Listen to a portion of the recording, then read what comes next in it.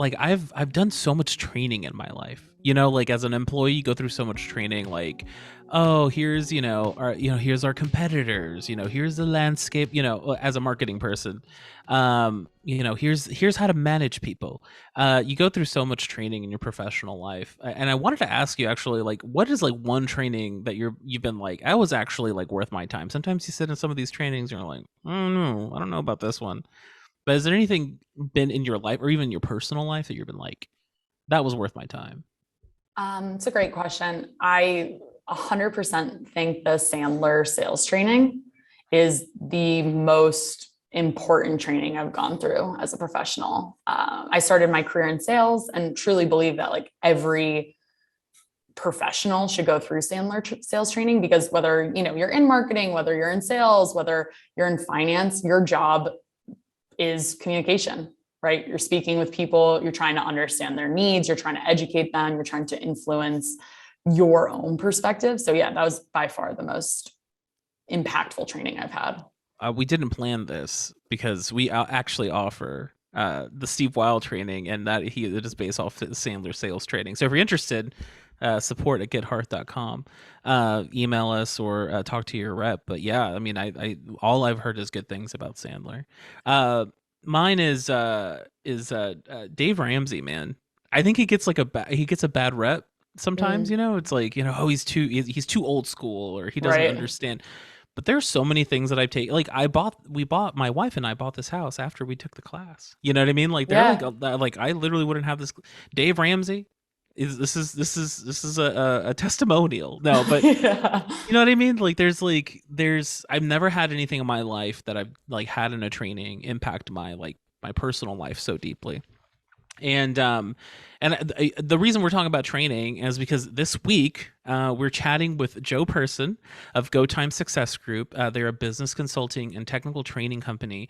Joe is a stellar sales trainer. This conversation is probably one of my favorite we've had on this podcast.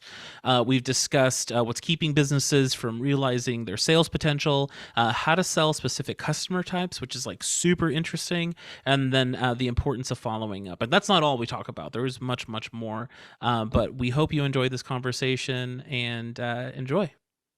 We are so lucky to have Joe here with us this morning from Go Time Success Group. Welcome onto the podcast, Joe. Would love to hear a little bit about yourself, your background, and then if you could tell us a little bit about Go Time Success Group as well, that'd be awesome. Sure. Thank you guys so much for having me on. Appreciate the opportunity.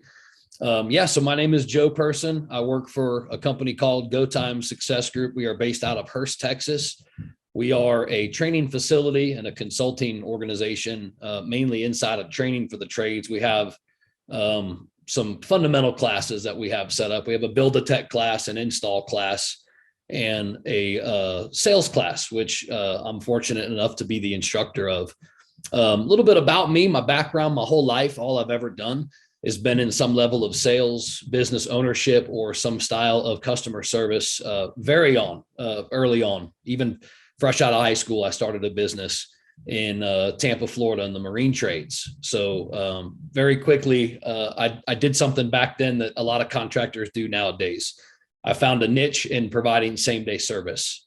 So I was familiar with same day service and having a team full of guys and understanding and discovering seasonality pretty quick on, which was tough. So ended up getting into mortgage banking and real estate and all that type of fun stuff. And just my whole background has been riddled with sales, communication, and levels of training that have made me who I am today. I love that. An early start. Nothing like that. It's interesting to think about same day service and how important that is in the home improvement space, especially when you're thinking about plumbing, HVAC, any of these kind of really, really service call based verticals. Well, they're only calling you because they need you. Yep. Right. There you go. You got a limited amount of time to produce the ultimate customer experience. That's so true, and that leads me to my next question. your background is in sales and optimizing sales teams and getting companies to reach their full potential. So I guess my first question for you is, what are some of the things that are keeping businesses back from fully realizing their sales potential? I think there's a lot of like roadblocks that you kind of like brush off as a business owner. You're like, oh, I'll get to it or whatever, or oh, it's not that big of a deal. It's not really affecting me. But what are some things that are preventing businesses from really getting their sales pipeline just flowing? Yeah. Number one, I think they probably care a little bit too much about maybe the opinion of the sales staff. And I don't mean that to be derogatory or don't put your people first or any of that type of stuff. But what I mean by that is people are hesitant to change. And sometimes that adversity creates a better sales environment, creates when we practice and we role play and we rattle that comfort zone, it does something special when you're inside the house. And a lot of businesses don't want to engage like that. They don't want to rattle the comfort zone. They don't want to make their sales staff uncomfortable. So I would say that that's probably one of the biggest things is they maybe just care a little bit too much about the perception of, well, hey, we don't want to create this type of environment. Really, what you're doing is you're producing a culture of training. And when we're always in that culture of training, we're always looking to improve, right? So this way we can start to look at times when we hear no as a benefit. It's okay. They're not saying no to me directly. They're saying no to the way that I delivered this information. So we can put ourselves almost in a frame of mind to always be learning and getting better. And then our results improve. So that's probably one of the biggest things that I would say companies fail at. No, oh, sorry. You first, Sarah. Oh, well, that brings me to, I guess, another question. And, it's like, yeah, sure, there are people who maybe aren't on board or they're a squeaky wheel when it comes to like what changes need to occur.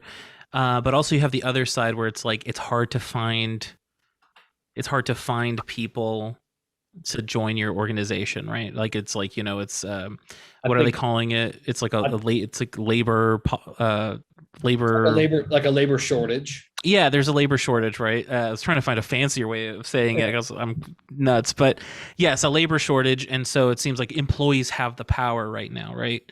But how do you counteract that? Because I think that's a lot of what's happening in the industry. Is it feels like labor has the power right now.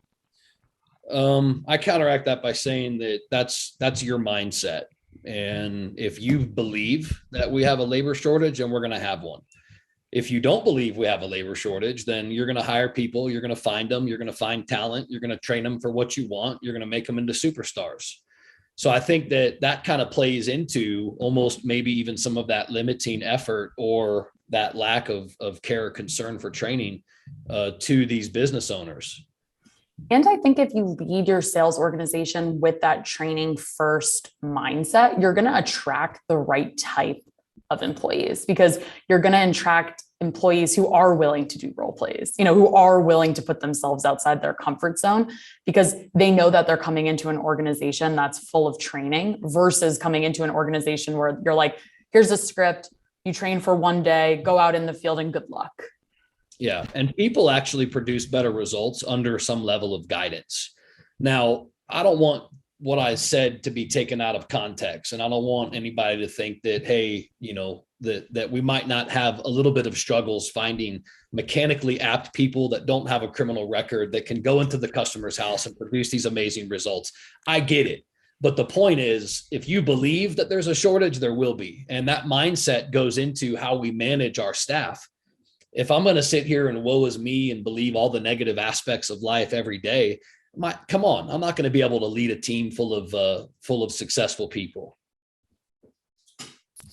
Absolutely. And I think it's like, it's hiring for the right attitude, right? That's like the real key there. Yeah. I mean, when I'm hiring for my teams, that's what I'm looking for. It's like, is this person going to use all of their resources available to them before they come to me with a problem? Or when they do I believe this person, when they have a problem, they're going to come to me with solutions instead of just a problem and you help me fix it, right? And that's where that training.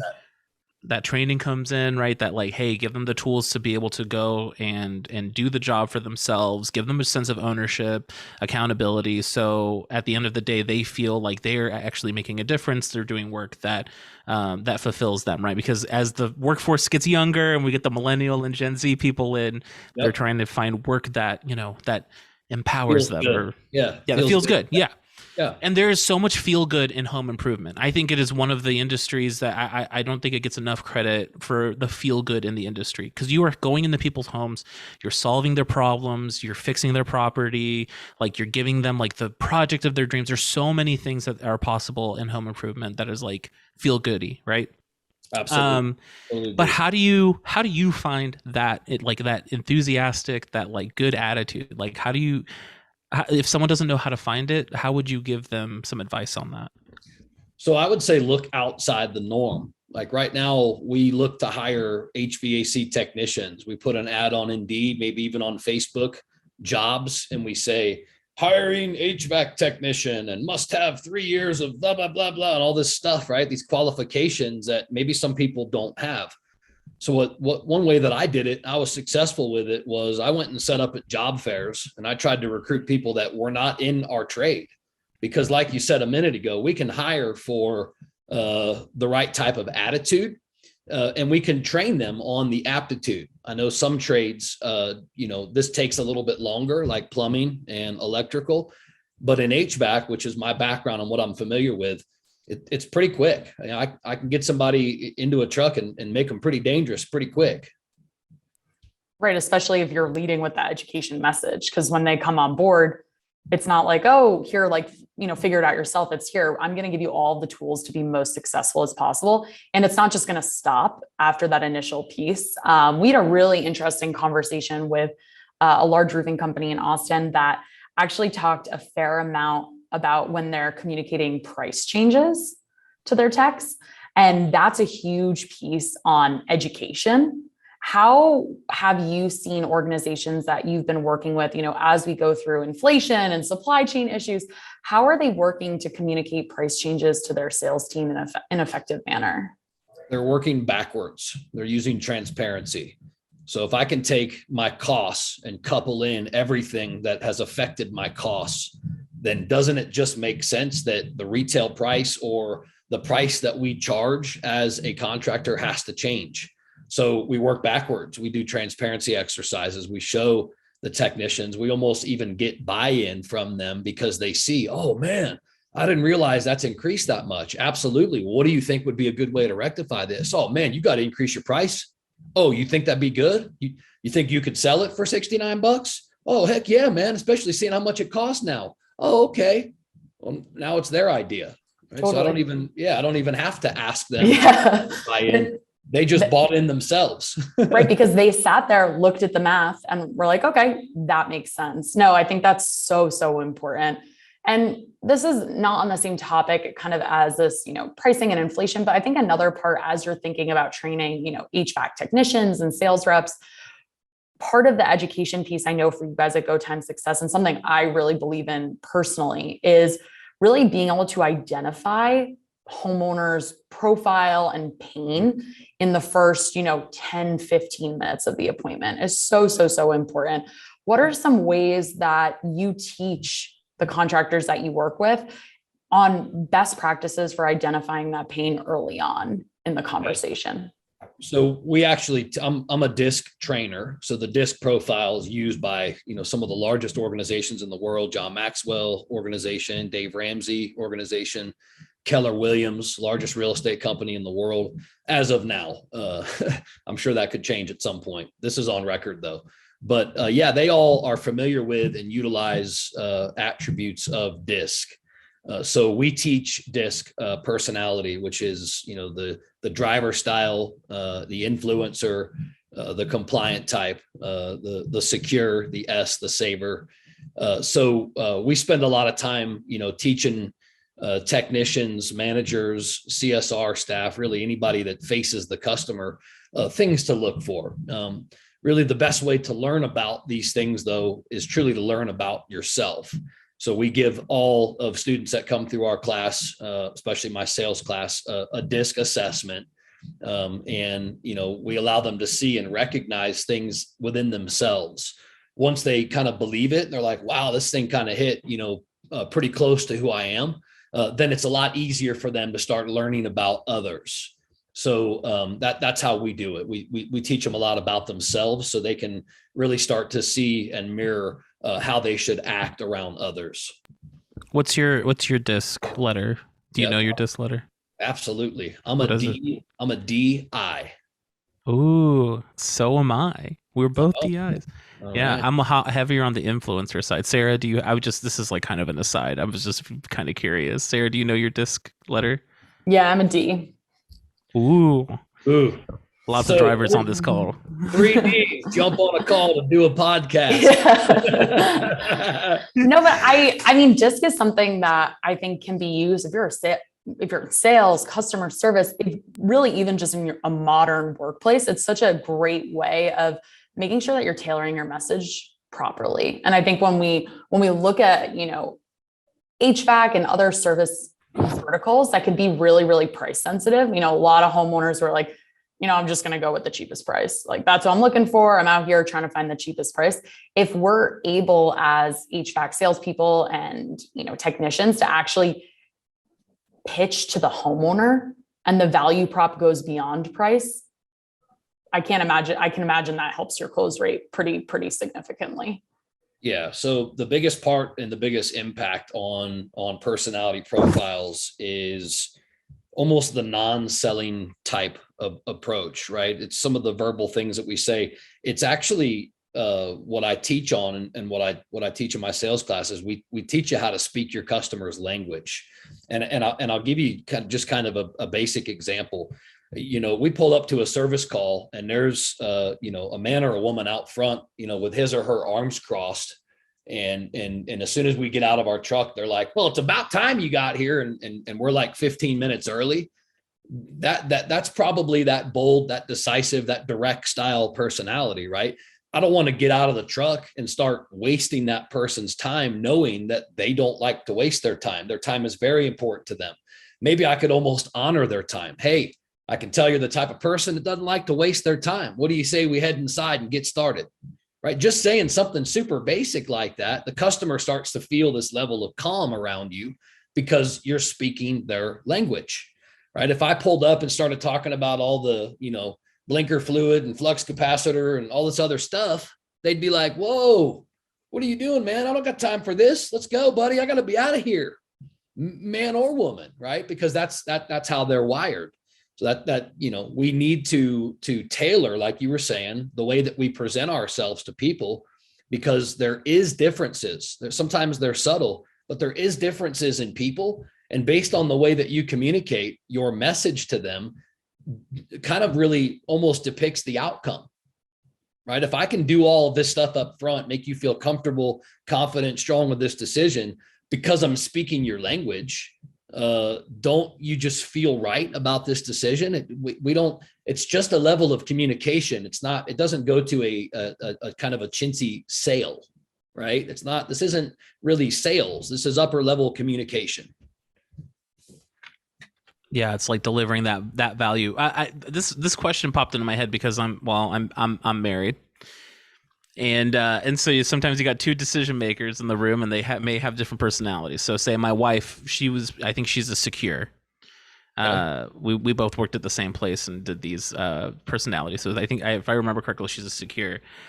How do you navigate the two different personalities, like in that sales environment, right? Because you may have someone who is, I don't want to do it. I think it's too expensive. And the other person's like, we have to do it for the sake of X, Y, and Z.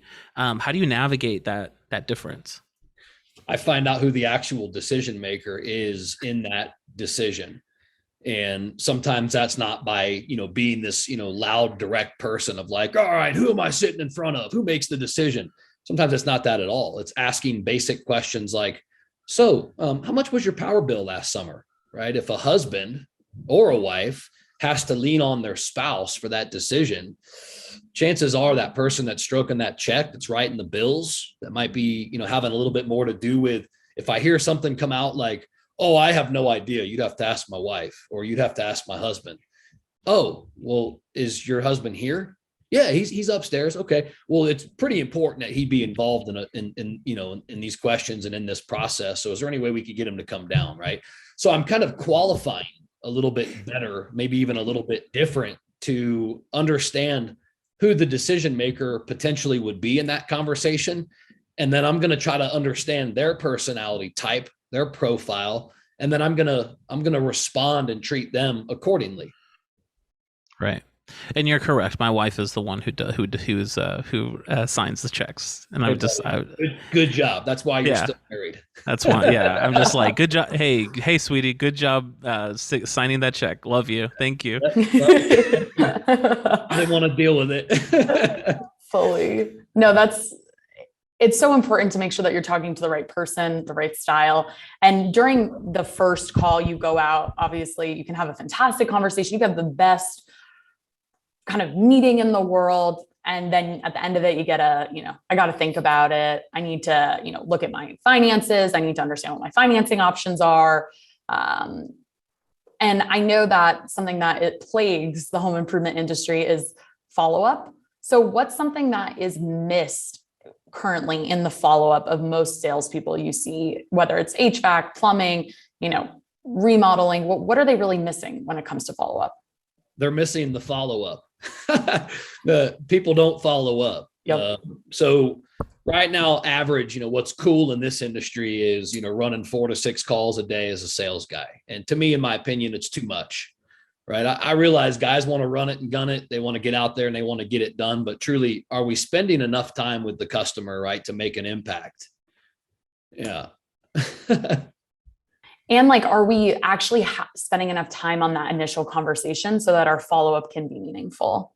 And what I mean by that is I'll hear so many home improvement contractors be like, oh, I sent Lindsay 3 text messages. She didn't reply. I didn't get enough enough of her pain during that initial conversation for the follow-up to be meaningful. What are ways that you can follow up with a prospect based on, some of that pain discovery and that education that you had during the initial appointment? One way that I was very successful with follow-ups behind my sales guys was producing like a quality assurance checkup. And that call would almost sound like, hey, this is Joe from GoTime. Part of my job here at GoTime is to make sure our customers are satisfied, make sure when they go out, when our guys come out to your house, they're going over all your options, answering all your questions. So, we have a process in our company called a quality assurance process. So I'm just calling behind, Mike or Steve to see, on a scale of 1 to 10, how willing would you be to let them back in your home? And the customer then, oh, he was great. He was this, he was that. Oh, no way. Oh, that's so awesome. Oh, I'll definitely get that feedback. It's so nice to hear that feedback. But listen, I couldn't get a chance to notice it. We didn't get a chance to earn your business, earn your trust, earn your loyalty when we came out to the house last week. If you don't mind, kind of tell me what's going on there. And then you continue to probe. And, oh, well, nothing. They told me they were going to run my credit and they were going to call me back. Oh, so you're just waiting on Mike to call you back then. Yeah, that's it, baby. We're ready to roll. Oh, wow. Okay. Well, right. And I'm not even kidding you. That's really what happens a lot because our guys are out there running 4, 5, 6 calls a day. The next day they have 4, 5, or 6 more. The next day they have 4, 5, or 6 more. They don't really have time, to go back and circle back around to this. So it's really low hanging fruit follow-ups. Totally. And that role play even gets me thinking that yes, it could be something the sales team does, but it could also be something that your office does. The people who are setting appointments, your customer success team. Yeah. The people who are actually in the office might even be more well-equipped because it makes it a more efficient process because they're spending the time calling out. They understand how to navigate phone calls much better. Whereas that way you can train your salespeople to really be the best advocate for the homeowner possible. Yeah. I totally agree. People like companies that are process driven.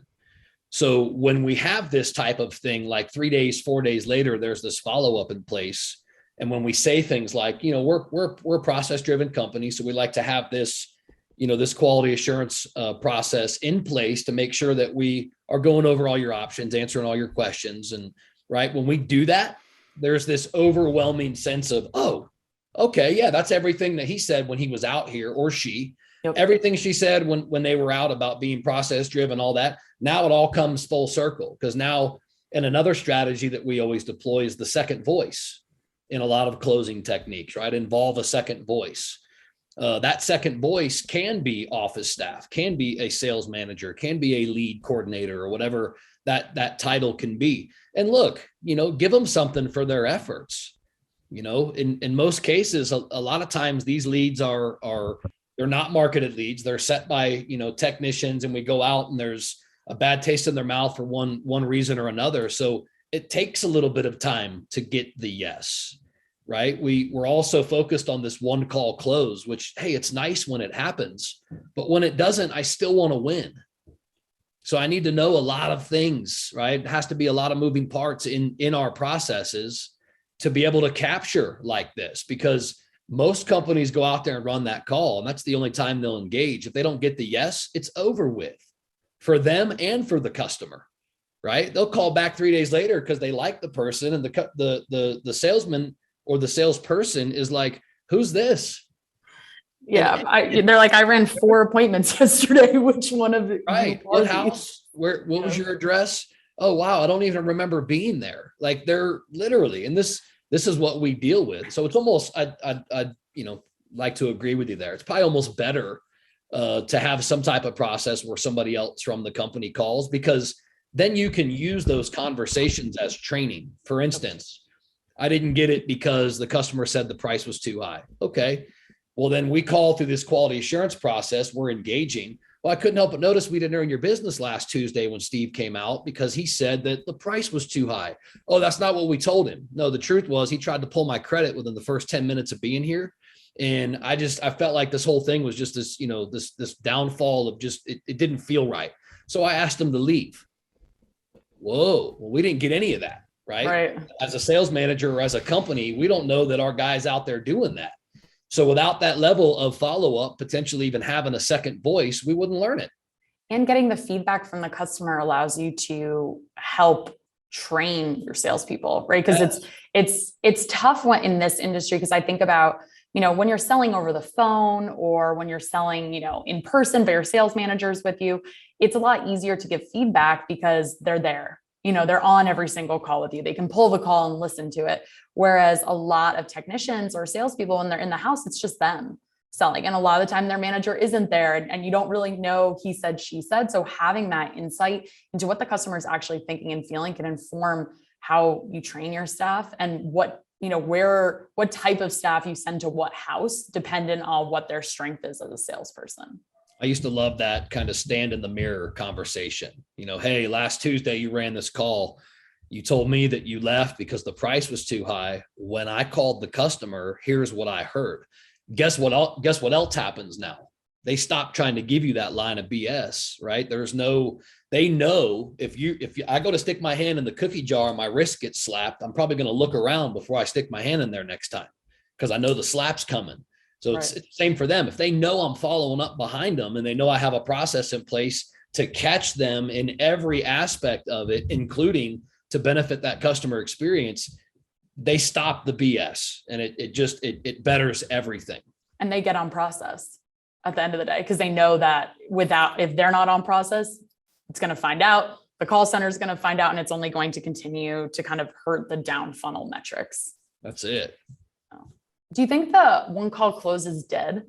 Controversial statement, but it's something that I've been talking to a lot of contractors about recently. And it's like, a lot of homeowners don't seem as receptive to it, but is it something that we could still, from a sales perspective, should always be, our first go-to when we get into a house? What's your opinion on that? I'm pretty good. I guess it depends on the salesperson ultimately. When I'm in your house, you're buying. And I mean that with all due respect. I'm building value. I'm doing what we're supposed to do to earn the trust and the decision. And I think I do it so well that the customer feels confident in having that decision made with me. Totally. So, I do a lot of the things that I teach. I practice a lot of the things that I preach. So no, the one call close is not dead, but please understand that if you're not following up, And if you're not, making these efforts after you don't get the one call close, you are dead. Yeah. You're not going to make it. Yeah. You need both. You need both. We're in the people business, and the people business sometimes isn't the now decision. You have the compliant type personality, the stable type personality. Those are both on the opposite end of the spectrum of the D's and I's. They're slow movers. They're going to give you those objections about how they need to think about it, and they need this and they need that. Your job is to find out the things that they're thinking about first before they become verbal objections at the end, right? If you are delivering on that ultimate experience, you're asking the right types of questions up front, you can expect the one call close, because, hey, you're not going out there to play a card game. Like, you got invited into their home because there's a problem and they need you. They called your company. So don't forget that, and don't let that decision rest with, okay, we're going to think about it. What are you thinking about? What's the problem? What happened between now and in the beginning? And we have to be willing to fight for these sales. And I don't mean combat the customer and, have all these crazy, weird standoffs, but I mean, fight for your company, fight for your family, fight for your job. You have to be willing to do the things that other people are not willing to do. And that's practice, that's rehearse, that's role play, that's train, and that's get better at you every day. I have a quick question. While you were talking, I was wondering, and I guess maybe you kind of answered the question, but what do you say to a salesperson that, you believe in them, you hired them, they have the right attitude, but they're maybe a little down on themselves. They've run through some like bad luck, or, whatever you want to call it. Maybe they got off script, or, there's all of these things that maybe happen, but what do you say to someone who is trying to sell, they're trying their darndest, but it's just not working? That's where influence plays, a major part. Number one, they have to understand that the customer is not saying no to them, right? We've all heard of this thing called the sales roller coaster. There's going to be highs, there's going to be lows. So I think a strategy for me would be to show them, hey, other people have been in this low spot before, truly allowing them to understand that you believe in them, not just saying it. Those actions are going to speak louder. Continue to give them those opportunities. Continue to let them see, potentially how they might need to change. And then obviously this needs to be addressed. You have to train them. What are the objections that they're hearing? You can't just expect them to go out in the field and perform this flawless performance every day without that communication effort. What are you hearing from the customer? Okay. We take these things, like I used to have a sheet that I used to track when they would not get the sale. And I would put the reason. And some months the reason would be price was too high, 16 times. And, they need to think about it, or, they're going to wait for it to break, would be like, at the very bottom, maybe only used once or twice. So obviously we need to structure some training around the price point, right? So what happens when, and then those levels of transparency help the sales staff. It helps them kind of get out of this slump. But you have to be willing to put that effort into them and allow them to fail. And I always just used to remind my guys all the time, they're not saying no to you. You can't take this personal ever. They're not saying no to you. They're saying no to what you're offering. They're saying no to a potential price structure that you're offering. What do they think it's worth? Right? Like we don't have enough discovery, I think, in a lot of our sales approaches. We just say, here it is.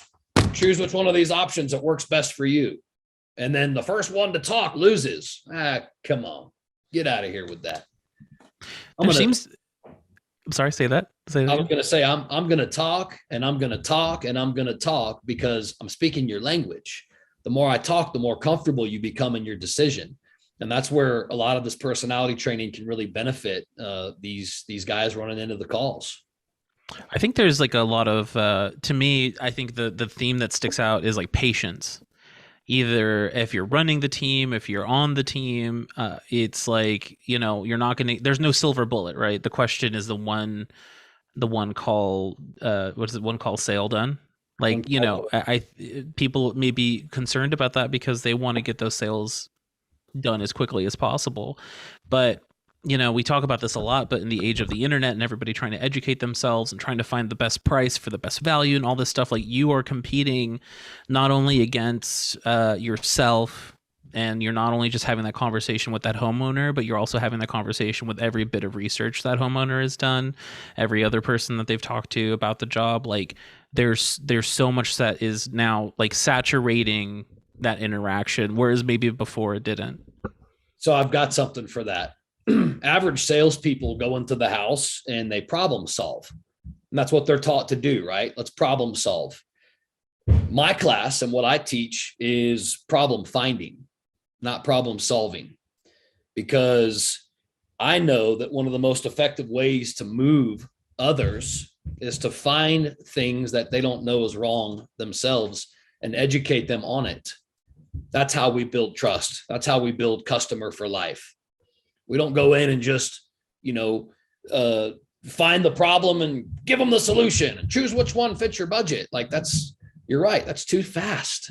Slow down, take a deep breath. Let's problem solve. There's a ton of stuff going on here, right? I'm in my wonderland, and I'm going to help you by educating you on how awesome my company is, how awesome our processes are, and what you can expect when my install crew arrives next Tuesday morning. Well, hey, who said your install crew was coming back? I did. And I'm going to keep that was me, and they'll be back next week. No, I love that. That makes total sense. I think, Joe, this has been such a great conversation. The importance of, I think you said it correctly. It's high level customer conversation. Is that the way that you framed it, instead of selling? Upper level communication. Upper level communication. I think that the importance of upper level communication within the home improvement industry, whether you're have, a really successful lawn mowing business, all the way up to you're doing custom remodeling, cannot be understated. You're going to have to give the homeowner a really phenomenal experience at every single level. And so much of kind of the gold nuggets that you've given us today have been fantastic for that. So thanks for coming on.